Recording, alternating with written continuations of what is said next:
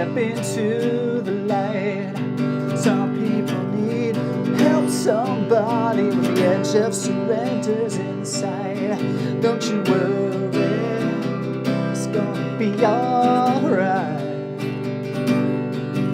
'Cause I'm always there, I won't let you out of my sight.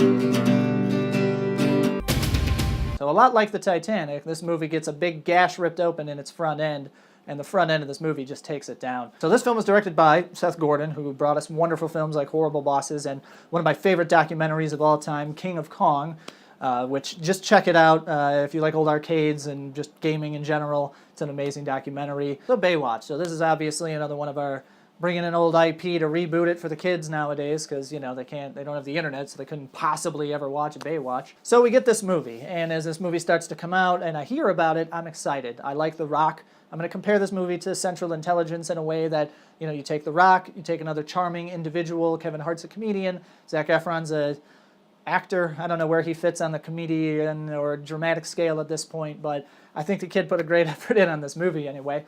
So this is the story of BayWatch. So in Emerald Bay, we have the devoted and dedicated lifeguards of BayWatch, and their lieutenant is Mitch Buchanan, which is the character's name from the original BayWatch, and this is played by The Rock. So The Rock is very devoted, he loves his job, and he is uncovering a plot in the Bay where there's some drug dealing and general, they even make jokes about it in the movie, Bond villain things going on. And so he tries to figure out what's going on. So Zac Efron plays Matt Brody, who is a disgraced Olympic swimmer, 2-time gold member in the 200 meter or something like that, and he comes on to the team. Now, the first half an hour of this movie is basically the lifeguard tryouts to set the entire team up. This includes Alexandra Daddario, John Bass, who isn't as funny in this movie as he could be, and Zac Efron's character, so they go through all this stuff. I think we were 45 minutes, I ended up looking at my phone, 45 minutes into this movie before anything that actually, like the inciting incident, the thing that you want to happen at like the 20-minute mark, happens at like the 45-minute mark in this movie. So after these 45 minutes go by and we finally get this inciting incident really that kind of kicks off the storyline, it doesn't seem like there was really much purpose behind it, and I think that's the biggest problem with it. It had its funny moments, it was fun, The Rock is charming as hell. I can't really give bad grades to any of the actors in this movie, especially Zac Efron. He's the only character in the movie that actually has like a story arc that gives you any kind of character progression throughout the story. So you kind of have to attach yourself to that character, but unfortunately, the plot of this movie does not carry it at all. So by the end of the movie, you're feeling really let down, especially because after this 45 minutes of setup, I mean, to be honest with you, if you cut 25 minutes out of the front end of this movie and you actually kick this thing, this is another one of these comedies. Why do these need to be 2 hours? What is this, 2 hours and 5 minutes or something like that? There's absolutely no reason for comedies to be this long. I find that The Rock is basically one of these guys that his chemistry, his persona, his on-screen presence is just so amazing that at this point I think he could have chemistry with anyone.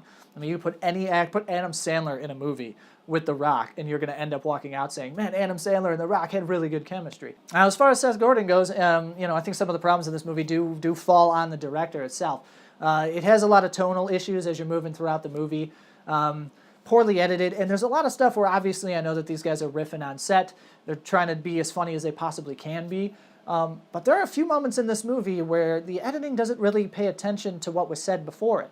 So it's almost like they did a riff, they took a break, they did another riff, and they used portions of this riff and then edited in the end what The Rock's reaction to the end of this riff was on this one. So there are a few times in this movie where they cut back to someone, they say something, and it really doesn't make any sense because it's not responding to something that already, or it doesn't make any sense because it's not responding to something that happened in the movie. So I just don't think this movie is worth $12, $13, $14.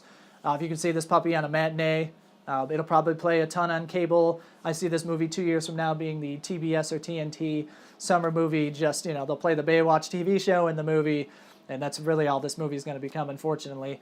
But hey, you want to enjoy The Rock, man? Go support that guy. He's one of the best in the business. But thank you, everybody, for watching. I really appreciate it. If you do, to my 14 subscribers that are still hanging on to me, I really appreciate it. There's more stuff coming. I'm going to bring you a review for the Jack Sparrow film this weekend.